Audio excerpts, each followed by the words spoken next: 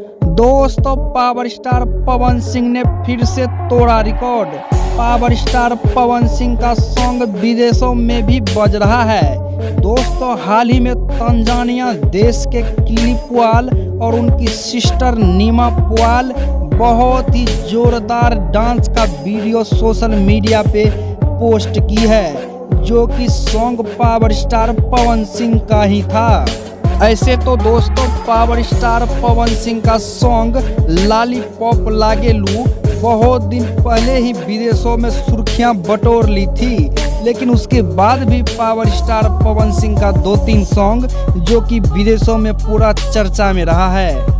अब आगे देखते हैं दोस्तों पावर स्टार पवन सिंह का खींचा हुआ लकीर को कब सुपरस्टार खेसारी लाल यादव तोड़ के आगे बढ़ता है और खेसारी लाल यादव का भी गाना कब विदेशों में बजता है।